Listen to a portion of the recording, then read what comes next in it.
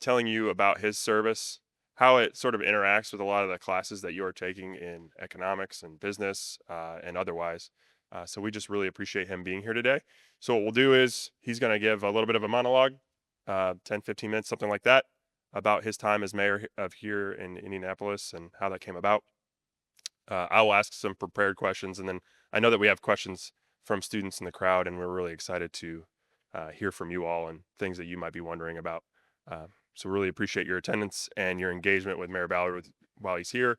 And with no further ado, just please welcome Mayor Ballard to address. Thank you. I love being at Marian. I come here fairly often. Usually go to football games and building openings, which happen pretty frequently here at Marian, and I love the place. I really do. So thanks for letting me come and talk. You can see the book. There's a reason for that title, and you may or may not know, but urban and Republican are contrasting terms. There are no urban Republicans in the country. As the mayor, it's almost non-existent.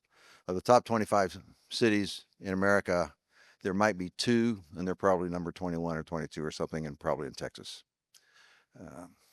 Because urban and Republican does not go together as a mayor. Never, it really doesn't when you think of all the cities.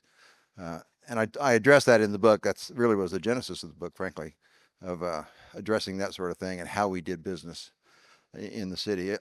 It's kind of funny. I just, as Chris was talking, I was thinking one of the things we did was here at Marian, and I'll talk about that here in a second. But I would tell you that the theme of the book, one is I wanted to get the spirit of the team, of the camaraderie. When you're the mayor and you're the governor, and you're even the president, everybody says, "What a brilliant person!" Oh my heavens! Did you see that thing happen? I didn't do half of what we got accomplished. It wasn't my idea. I got credit for it because I hired the right people, though, and they did it. And I hope that the book captures that. That really was the team. It didn't have to come through me. Well, it has to come through me, but it doesn't have to be my idea. And if you waited, and I know lots of folks in these executive government positions who it has to come from them, or it doesn't exist, and that's wrong. You hire the right people. You hire people, hopefully, that are a lot smarter than you are, and you just make sure that those things can get done, and you provide the pathway to get it done. That's really what we did. So the breadth of what we did, when you read the book, 200 pages of the book are about what we did as the mayor when we were in office, what we got accomplished, because the team that I had was incredible. And there's a story there. I'll tell you a little bit. I started out the book the election night, and after the election, I still didn't know anybody in the city. It's a story. You gotta see it to believe it. But 2 Saturdays later, I'm in a Barnes and Thornburg conference room with 200 people, lawyers, former directors, CEOs, the best people you can imagine. I might have known 5 of them,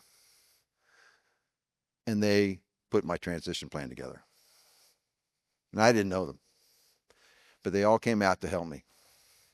And I had that sort of feeling with me all 8 years, frankly. I never felt alone as the mayor because I had so many people trying to help. As soon as they got the transition plan in, they went back to work and did their things. Some came on board. But that's why I was so lucky in what I did. I was so blessed that I had so many good people around me that I did not know before. I ran as a complete unknown. I was the 1,000,000 to 1 shot. It was me. And I like to think I did some good things with it. But the best thing that happened was, for some reason, good people came out of the woodwork, not just to do the transition, but to work for me, to work for the city. And they knew, and I said this to everybody that I talked to when I hired them. I said, if you're doing this for me, or you're doing this for the party, we are not going to get along. If you're doing this for the long-term health of Indianapolis, we're going to get along just fine. Because that's how I looked at this. And I thought we were put in that position to do everything for Indianapolis that was kicked down the road. They kicked the can down the road, either politically or financially, and we tried to figure all that out. And that's why I think we got a lot of great things done. Most of the stuff that we got done you'll never know about. You'll have to read the book to see it, but uh, to learn about it. But uh, things like the sewer work. None of you read an article about the sewer work. Uh, Rafael Sanchez of Channel 6 did a little 3 or 4 minute blurb on it because I was joking with him that this is the biggest thing we've ever done and nobody wants to talk to me. He says, Mayor, nobody cares. Infrastructure's not sexy. Nobody cares. Nobody cares at all. We saved the ratepayers $1 billion based on what I inherited. Nobody cares. Just what it is. And it's okay. It's okay. It doesn't make news. I didn't want to make the news really anyway. But we did those sorts of things that mattered.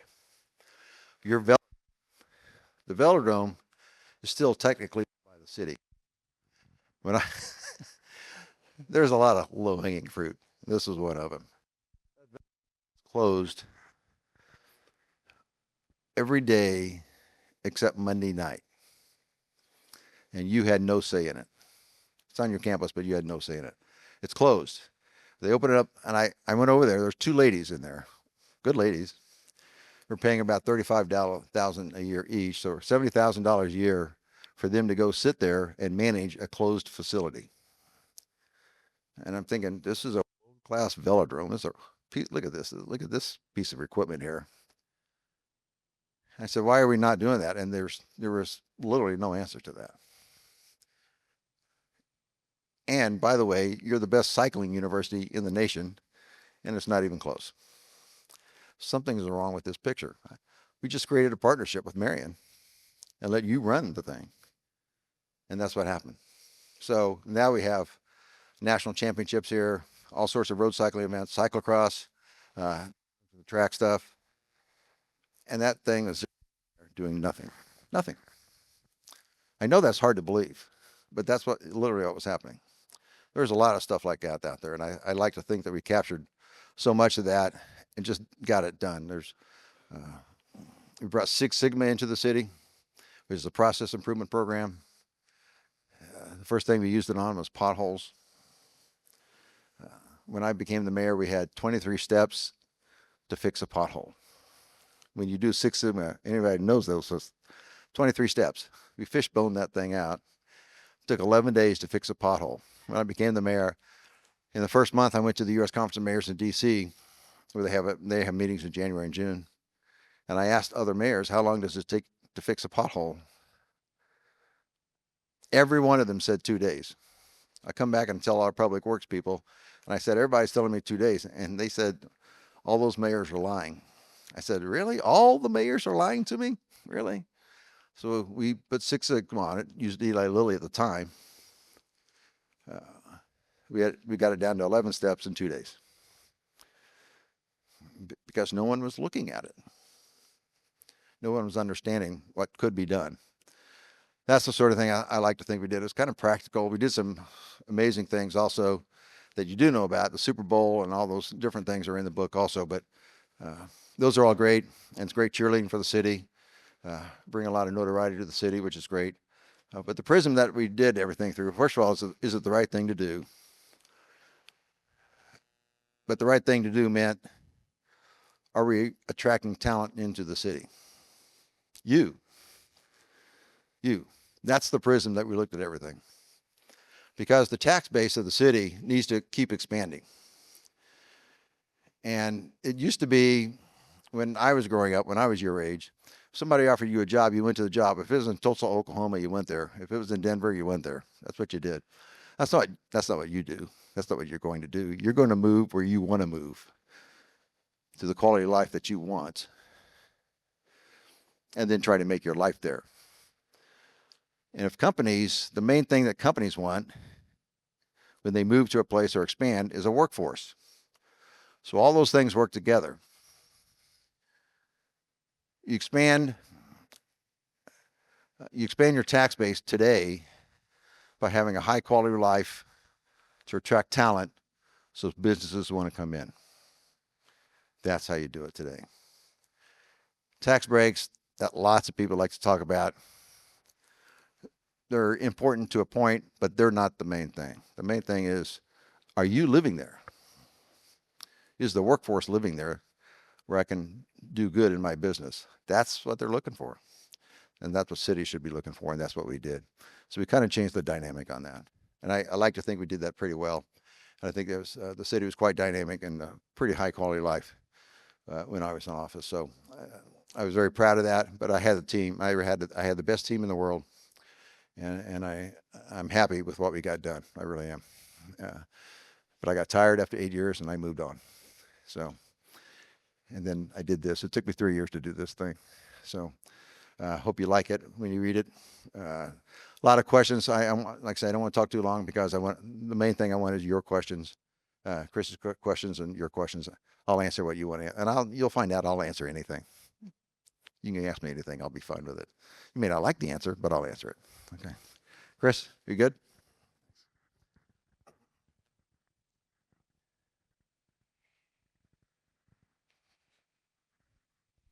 So I'll ask just a few clarifying questions, and then we'll turn it over to the students. So first of all, Pleasure. Thank you. thank you for talking about your accomplishments and getting to be mayor. For some of the students in this class, they were probably 4 to 8 years old when you were first elected. So I think you did a nice job talking about how you were an underdog in that campaign, but maybe a little bit of an understatement. So talk about, Mayor Peterson, pretty popular mayor at the time when you got into the field. The odds were stacked against you. Just kind of extrapolate on why the odds were so long. And then in addition to that, with the odds being so long, why did you get into the field?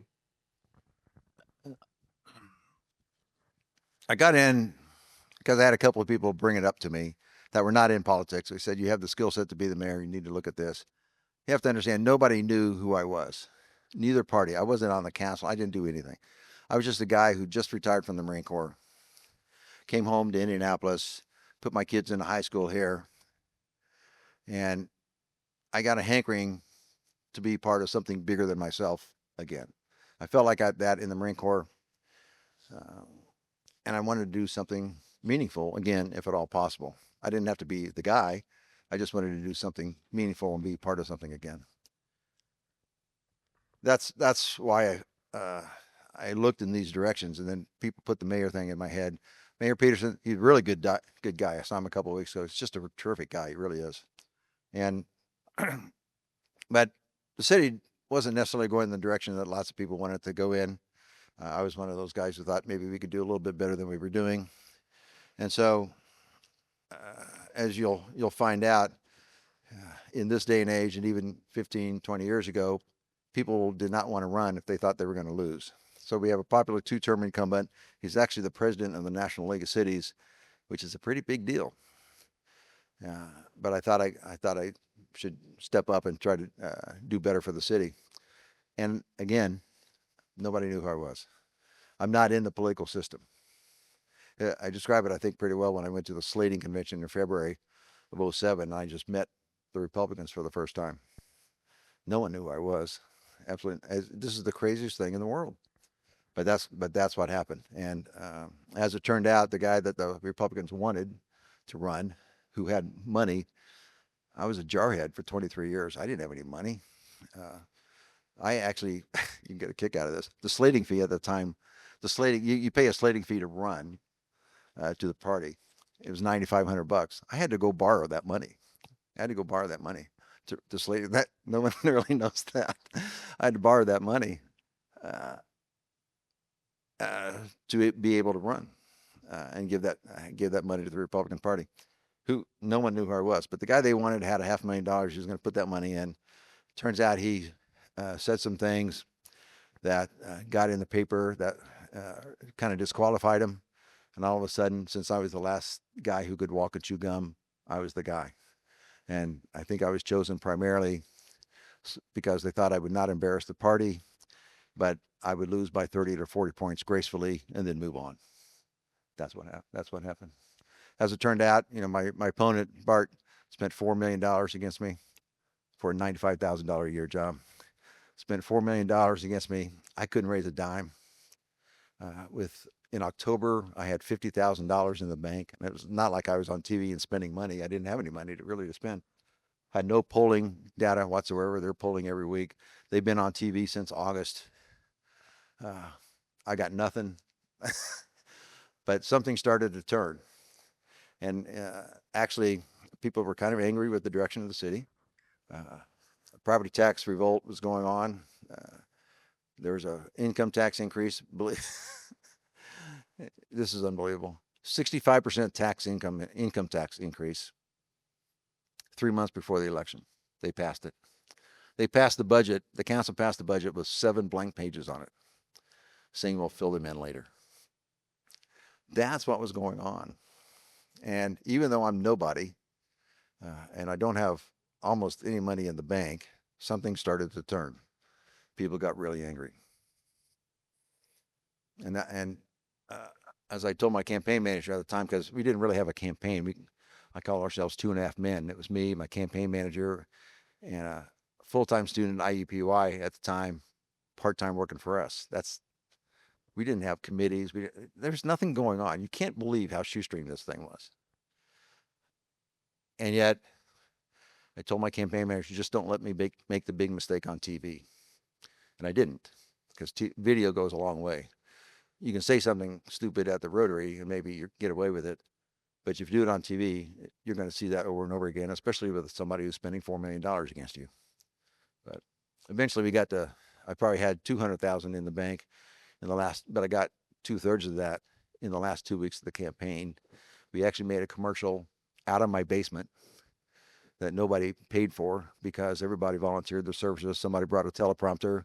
I wrote the script of 30 seconds. We filmed it in my basement. It was crazy. And at the time we could get on TV with 5 days to go, and we did. Then we actually had enough money where we could actually make a commercial and that commercial got on with 4 days to go, as I recall, with pictures that I took from a camera down in Bloomington, Indiana with my kids. And it was so funny because both these were what we call introductory commercials. In the meantime, they knew they were in trouble because they were polling. I didn't have any money. I wasn't polling. They knew they were in trouble before I knew they were in trouble. And so they attacked me. And if you go negative in a campaign, that means it's close. There's no reason to go negative on me. I'm nobody. Nobody knows who I am. And they went negative on me, gave me massive name ID. And that was not a good thing for them. That was a bad move on their part. And within the last 2 weeks, everything, I could feel it turning. I told a gentleman, Dan, Joe Loftus. I told Joe Loftus with 4 days to go, I said, Joe, you're going to be the first call I make after the election. Joe used to be a deputy mayor for Goldsmith. He's probably at the time, was the most prominent, most effective lobbyist in the state house. Great guy, wonderful guy. But I told him that 4 days to go. You're going to be my first call. And he was my first call. But I was very confident in those last 2 weeks of that campaign, even though nobody else was. Nobody else was. In the city, they couldn't believe what was happening. But it did happen. That's how it all came about. It was like I say, I was the 1,000,000 to 1 shot. There's a lot to take from that answer. Great answer. A couple of things that I jotted down just for my own use later. Refreshing talk about your political opponents, right? You're talking about someone you beat in an election, someone that went negative on you, and you said he's a good man. He is. And then the other thing I jotted down to myself is that change can happen with the right circumstances against odds. You talked about the millions of dollars that were spent against you. You didn't have much sort of in your campaign account. You were doing a lot of door-to-door campaigning. So just a couple things that I took away from that that I found very interesting. Government and economics. So most, if not all, decisions that government makes affect people's daily lives in terms of their take-home pay, how they get to and from work. Many of the students in this class are in a business course of some sort, whether it be moral capitalism, business law. So can you talk about how do we sustain capitalism, free enterprise, while also serving the greater good, which seems to be something That's a great question. Here's the funny thing. You may be seeing me on TikTok.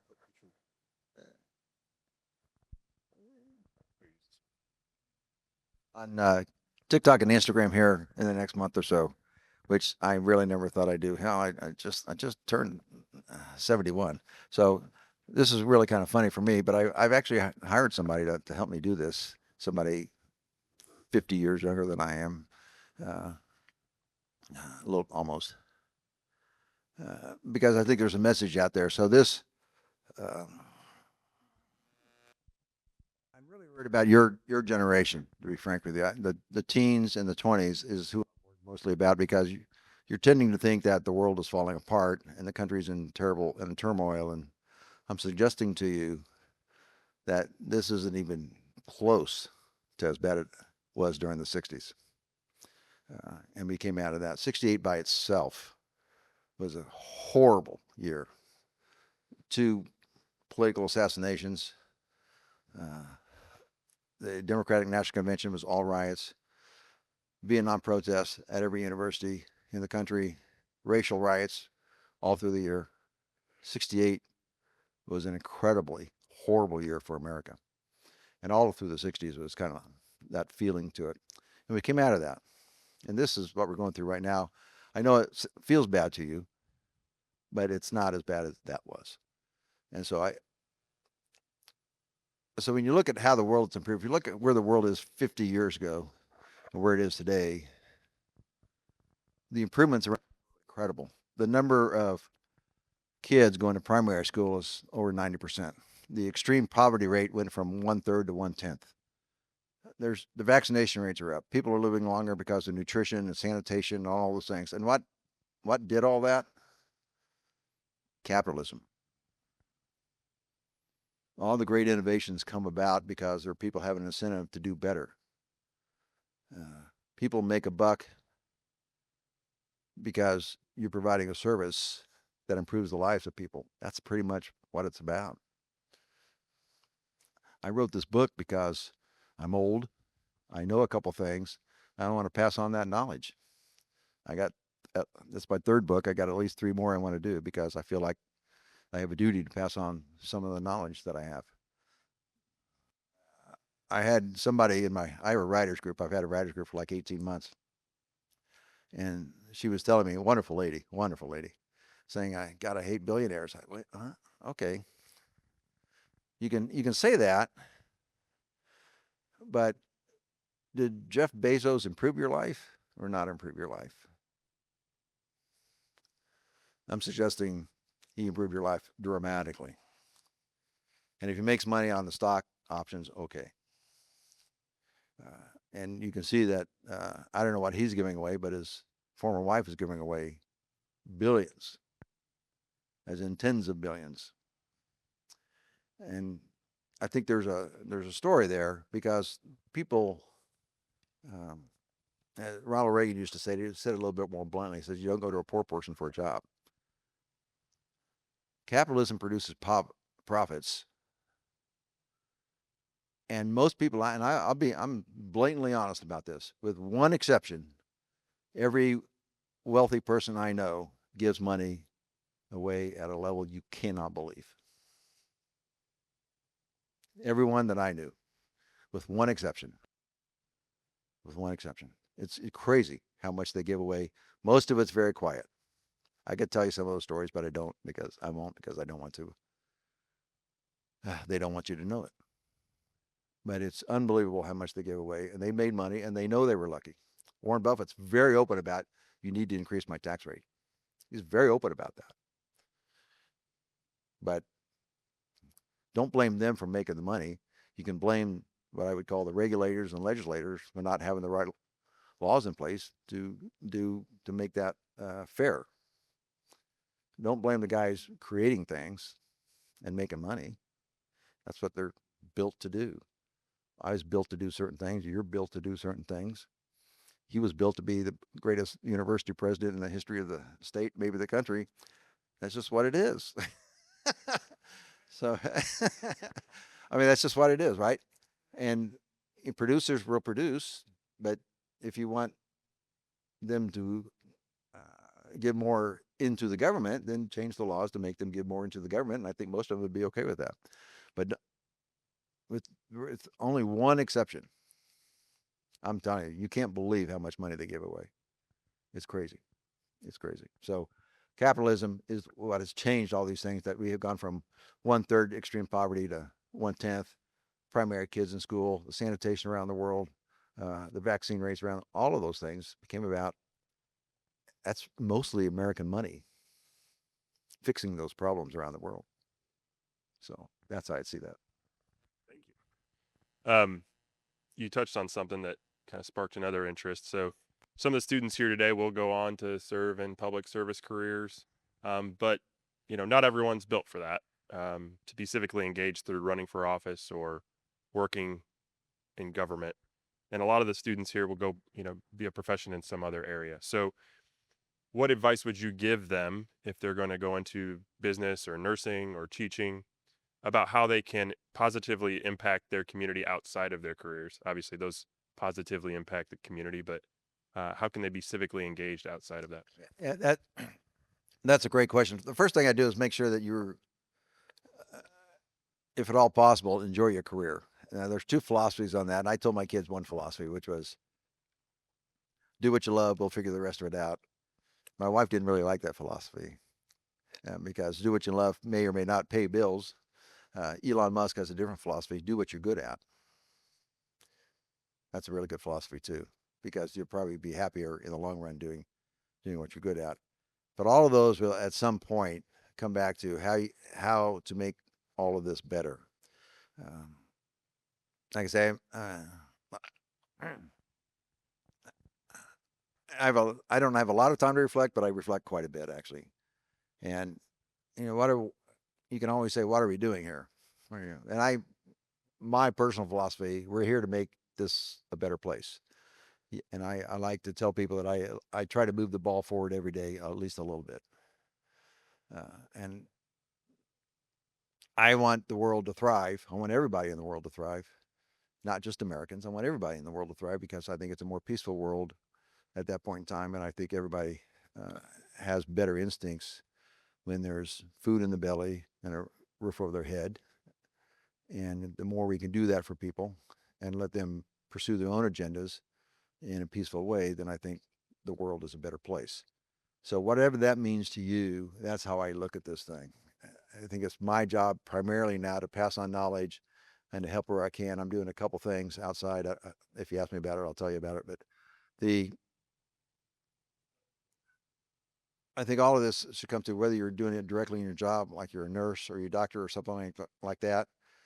But frankly, raising good kids is the best thing you can do for the world. When you have kids, that's the best thing you can do, I think. And that's the most important job. But outside of that, being able to work in nonprofits, helping with public service, whatever that looks like to you, I think you should do it. Even helping on campaigns is, I wouldn't have said this 30 years ago, but even helping on campaigns is a public service, because people running for office need those things. If you want to serve, I was amazed when I got into office that there are so many people who just want to work in local government, and they don't want to do it forever, but they want to do it for 3 to 4 years, do their part, and then move on to something else. It's so many people like that.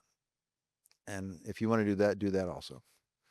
You got a long life ahead of you, but my opinion, you should be giving when you can, because you can't always, but when you can, when you're in that position, you should be giving back where you can. That's whatever that looks like to you. Thank you very much. Just a couple more questions. We'll get to students' questions. We sort of live in a rapidly changing information environment. You talked about being on TikTok and Instagram. It wasn't that long ago that you were mayor, but the information environment has changed drastically. So what advice would you give to this generation of students in navigating that? That's a great question, because even when I was mayor, email was solid. That was the 80s.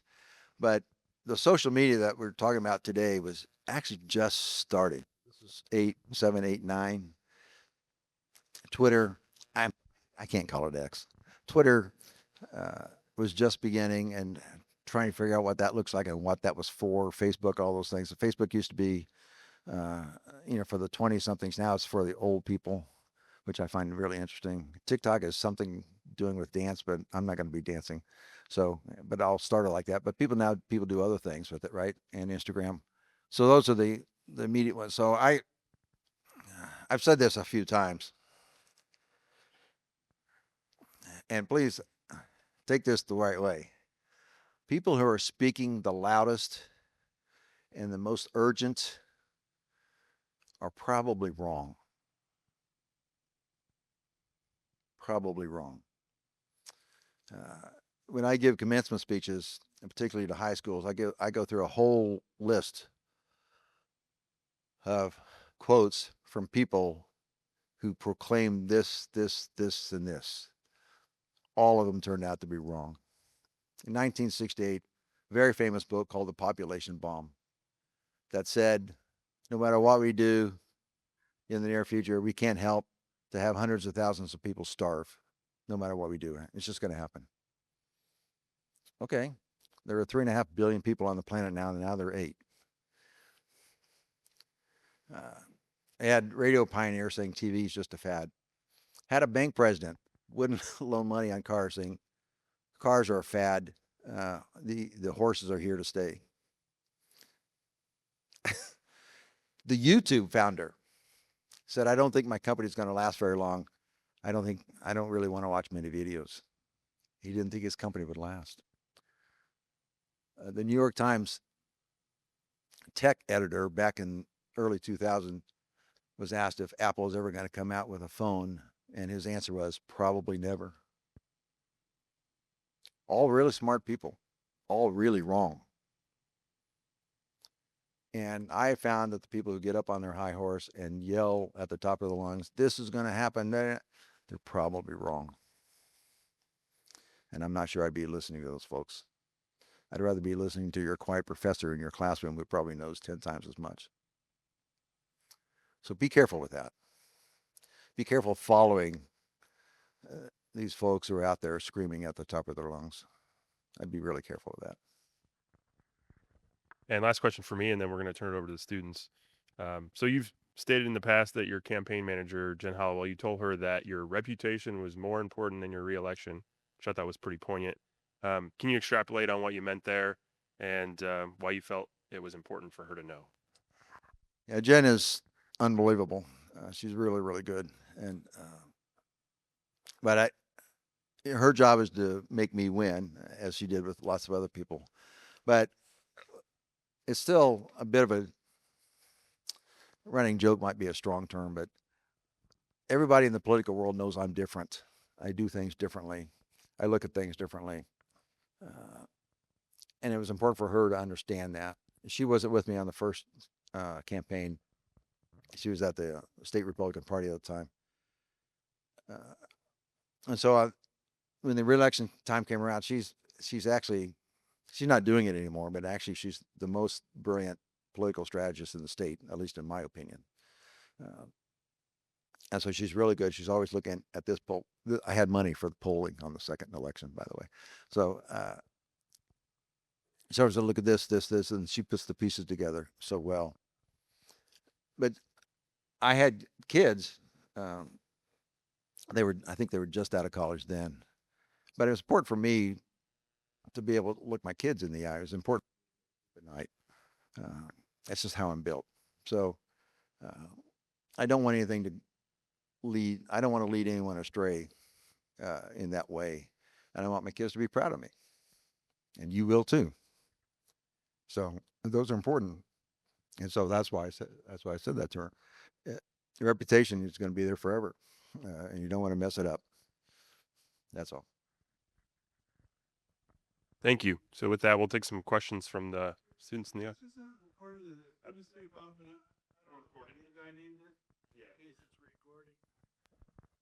First of all, Marian University is very honored that this is actually Dr. Greg Ballard and his wife is Dr. Winnie Ballard, because they possess honorary doctoral degrees from Marian University.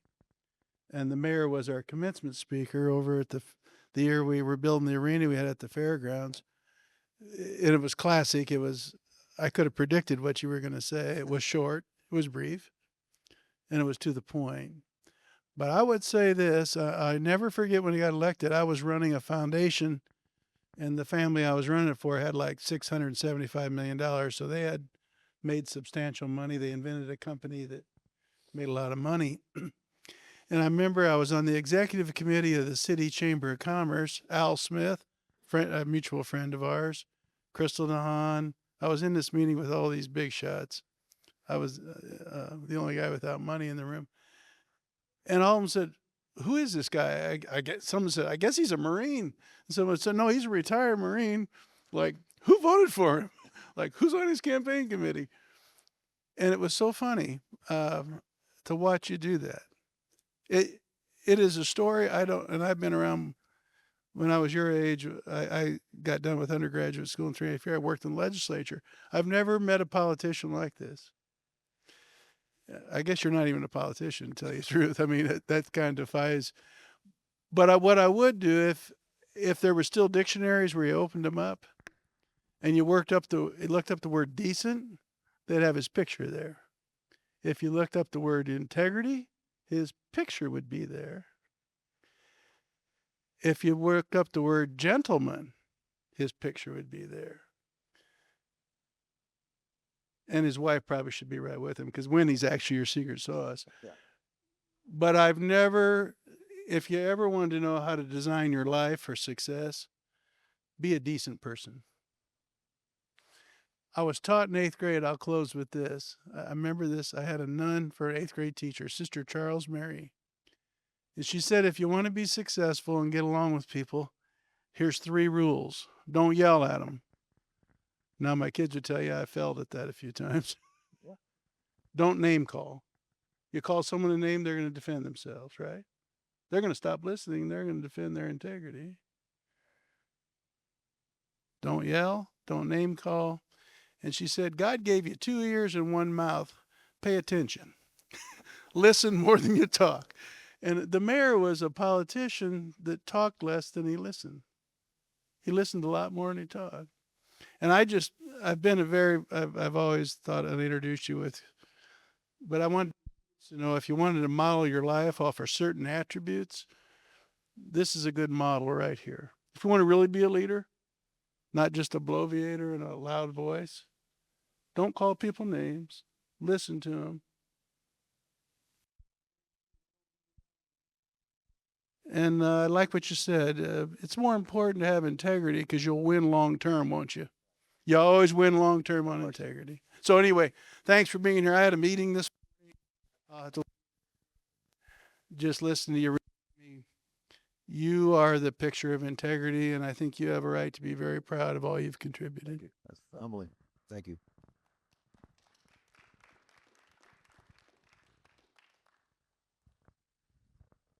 So we'll take some questions. One thing that the president said that I want to point out is he's a tremendous resource, and he will talk to you. So after this, I would encourage you to introduce yourself, tell him about what you're doing here, what you want to do. And he takes my calls, so he'll take anybody's calls. Just to really, really appreciate him. So with that, we'll take the first volunteer for the questions. Sure. Maybe introduce yourself and then ask your question. So I'm Nathan. I am a junior and I am majoring in philosophy here. And my question for you is that I was skimming through your book earlier and I noticed how you were talking about like some obstacles you encountered. And so I'd like to ask, what was the biggest challenge that you encountered during your time as mayor, and how did you overcome it? I think the biggest, are we on here? I think the biggest obstacle was, frankly, when I became the mayor, lack of knowledge. Lots of people can talk to that. Being new, I think, was a big obstacle. But the other thing is, you have to understand, the main criticism of me, God, he's never done this. Okay, but I've been leading people since 23 years old. So it wasn't like taking a group of people and going in a certain direction was unknown to me at all. The political aspect, I wasn't. My instincts were not good to begin with. They became very good, actually. But people are going to come at you all the time. It's constant. It's all and you have to learn how to block that out. Uh, People always ask me what was the main thing the Marine Corps did for me being the mayor, and really it was focus. This is where we're going. Once we made the call, we got a lot of people together to make the call, but once we made the call, there we go. And people try to knock you off all the time, but I was able to do that. But the people coming after you all the time is an obstacle that you kind of got to get used to. Plus the newness of everything for me. But I learned pretty quickly, I think. Next question.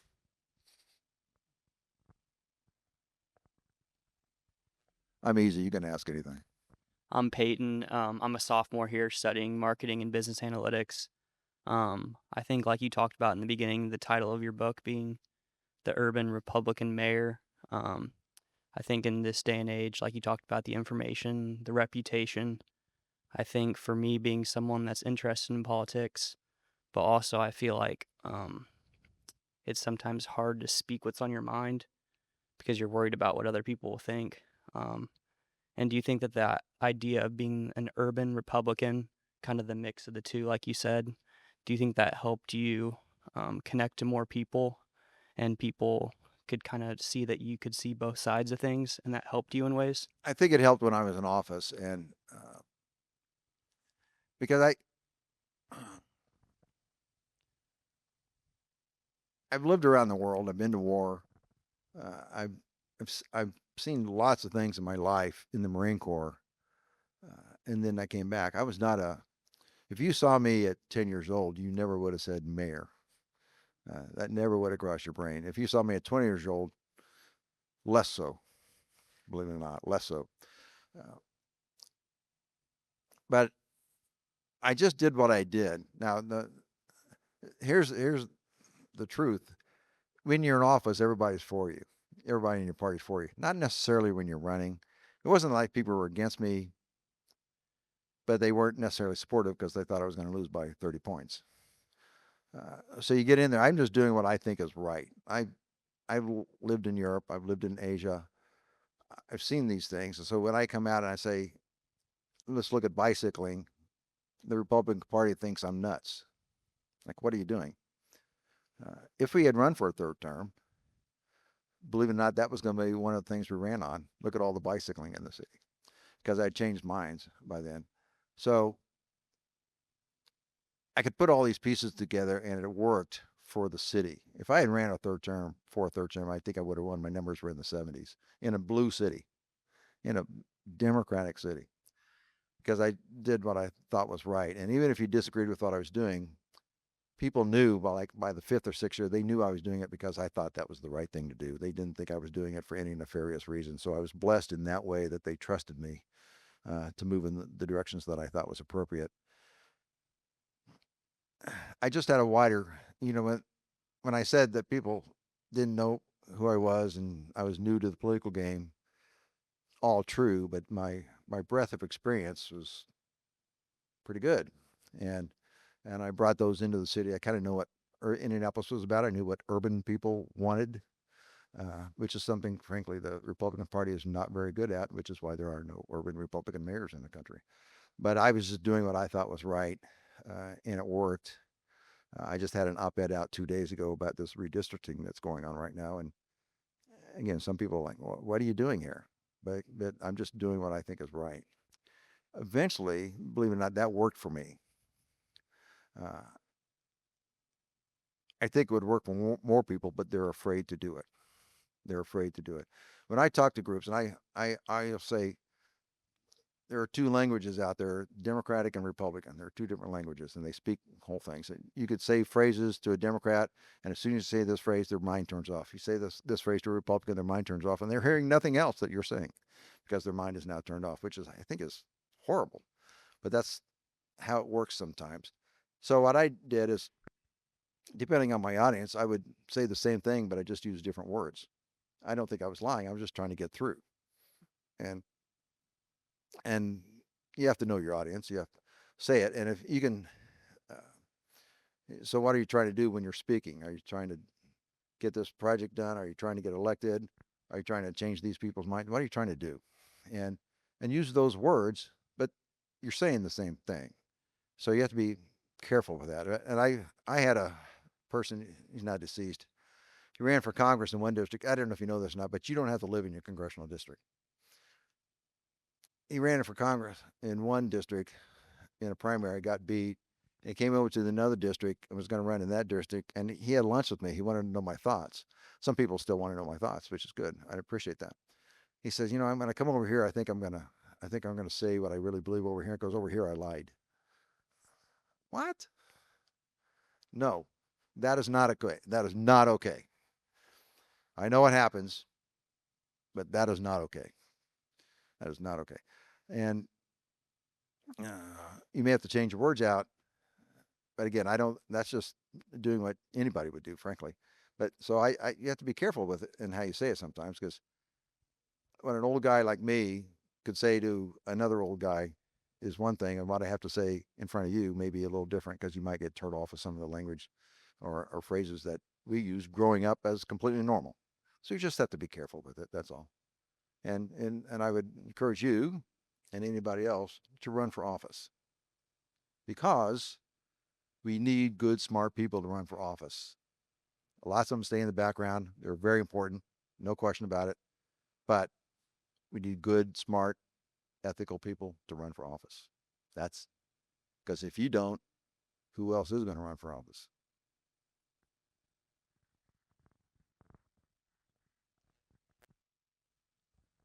I'm Caden Wildy, and I'm a business finance major. I'm just curious to know your thoughts. So I was privileged enough to work within the state government this past semester, and I was able to see the supermajority that we have. I'm just curious to know your thoughts on how we push both party agendas with the supermajority. You don't. There's only one agenda now, and I think supermajorities, they sound good, but it makes for bad public policy, frankly. Uh, I wish we didn't have them. That's my point. But they're at a certain point where there they are. But you'll find out all this stuff is cyclical anyway, and eventually the Democrats always screw things up. The Republicans always screw things up, and there's a shift. In Indiana, that's going to be a long time to get away from them dominating the state house. But I don't think it's very far away from them, from the supermajorities going away. I think in the next couple cycles, I think the supermajorities might go away. But it's just horrible public policy when the other side doesn't even have to show up. That's just to get a quorum. That's just terrible. That's just terrible. You'll learn along the way when you're in the business world, no matter what world you're in. The more voices you have that are influential, the better outcome you're going to get. It's just standard rationale. That answer that okay? Yeah. Okay. I think we have time for at least one more question.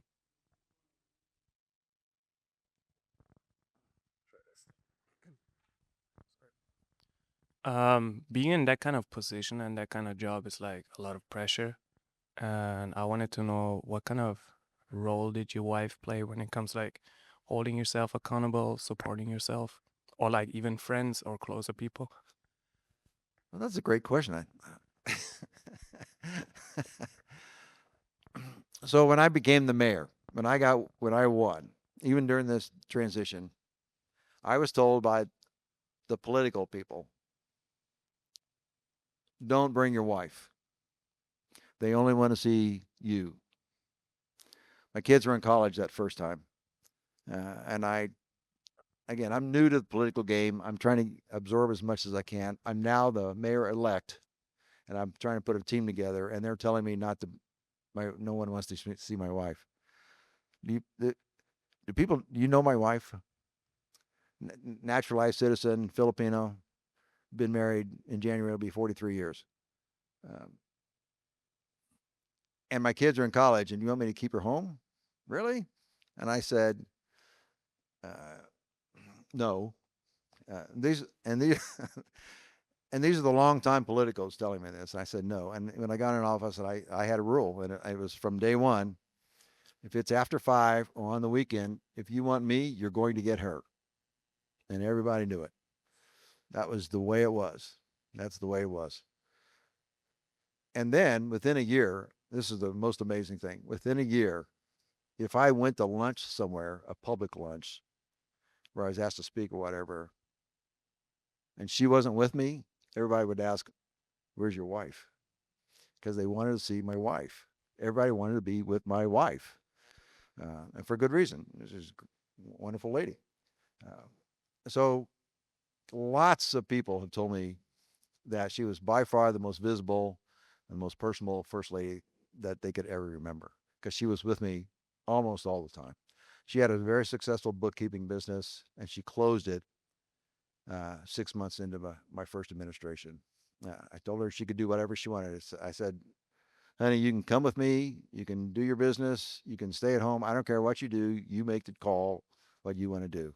And she decided to close the business and just go with me, which hurt our income, frankly. But that's what she wanted to do, and so that's what we did. And she was with me all the time. And for those last 7 years, if she wasn't with me in a public event, everybody's thinking what's wrong because people expected to see her. And it's kind of fun because I think she was the first lady of color in that anybody can remember. And so I that probably helped me on some level, but we didn't think of it like that. We were married. We've been married 40 January 43 years now, but people expected her to be there with me, and so I talked to her all the time about things, obviously. So that answer the question? Yeah, sure. Would you? So we had a mutual interest and we're working on some things here in the areas. By the entrepreneur keep and building wealth, more wealth. It has to be there's a wealth to spare, and we could use the experience we did about that. I'd get interested in that, and what I see happening, how could we see that? So I really didn't never wanted to open up a nonprofit. I could just help others do things, but no one was doing the black wealth. They were doing all sorts of. We can upskill you, increase your income. We can make sure your kids have backpacks. We can keep the heat on. We can do whatever. All sorts of these other programs, but no one addressed wealth. What I call intergenerational wealth. I'm the first generation that's going to, in my family, that's going to be able to pass on some money to my kids as long as I don't mess it up here in the next few years. Uh, but that's almost unknown in the black community, pretty much unknown. Uh, if you say here's white wealth is 100%. Asian American, what, 30, 150% or whatever that is. But I'm taking white wealth as the baseline, as 100. Black wealth is like 15, 16%. Wow. I think there are lots of public policy questions that will be that can be mitigated if there's more wealth in the black community. If you have a child that has to go to the ER and you've got nothing in the bank and you're on Medicaid, or you got 50,000 in the bank and you have health insurance from your company, those are whole different sets of questions, and you make whole completely different behaviors based on that. There's little money in the bank. So I went to Tony Mason, who at the Urban League, and I said, Tony, I've been thinking about this for 2 years. This was 3 years ago. I've been thinking about it for a long time. So 3 years, I just started really thinking about it. A year ago, I went to Tony and I said, Tony, can I talk to you about this? We spent 2 hours about it, talking about it, that increasing black wealth in the families. And it was important that Tony said 2 things. Yes, we should do it. And 2, I should do it. And I wasn't going to do it unless Tony said yes, and Dennis Bland of the Center for Leadership Development said yes too. Those are the 2 people. Yeah, as they should. So those are the 2 people that had to say it's a good idea and you should do it. And so I did it. So we created the 501c3, and we've been meeting for a year. We had our last meeting was yesterday. First time we did it virtually. We did it yesterday, and the intent is to go into black communities, and we're going to put there are a few people who you can come into and get the knowledge. but we're going to push it out, and I think we're going to push it out through the churches now. I was thinking neighborhood, but it's going to be churches now because they're really embracing it, at least in the church that we're beginning with, really embracing it, giving them the knowledge, because they know what I knew at 20, nothing. I'll give you one example. Business. One lady was opening up a business, and she had a guy come into her and says, "Well, if you're going to open up the business, you have to open up a foundation to make sure that your business is funded." She's asking me this question. Anybody ever heard of that before? That makes no sense. That guy's obviously trying to scam her right off the bat. That's what they put up with every day. They see that stuff every day. And because they don't have any knowledge, they don't have the knowledge. I want to provide the knowledge. Some do, more do than ever before, but the discrepancy between wealth in America, just racially, is dramatic. And I think things change if we can improve that dynamic. Our goal, I made it up out of thin air, but everybody seems to think it's a good goal. 50% of white wealth by 2040 in Indianapolis. If we can do that, I think things change. I think if you have a little money in the bank, you look at things differently. If you got no money in the bank, your decisions are terrible. And within the system that we have, you're going to spend more money. It takes a lot of money to go to the ER for a kid, cash, and you don't have it. If I take my kid to the ER, okay, I might have a small deductible and I go back to living. That's not what happens in those poor communities. And so getting out of it is difficult because they don't have the knowledge. One of our big partners is Schwab. They have no idea about Schwab or Fidelity or these other people where you can invest stocks. And you can invest stocks. I could buy a stock in 5 minutes right now with this. They don't know that. They don't know that. They don't even know what I'm talking about. That's a whole different life than probably what you're living. That's why I'm doing what I'm doing. So if we can do this, get the right model, scale it, I don't know where it's going to go. I'm approaching it with a lot of humility. I'm not sure we could do this, but we're moving forward step by step. And I think we'll be ready to take steps in the spring to start the actual process. Okay. So I think we're at time. Just want to thank Mayor Ballard for being here. I think he can stick around for maybe a little bit and talk to folks. If you have the time to do that, I would encourage you to introduce yourself and have a conversation. So thanks for coming out this morning. If you didn't get a book and would like one, just let us know, and we'll make that happen.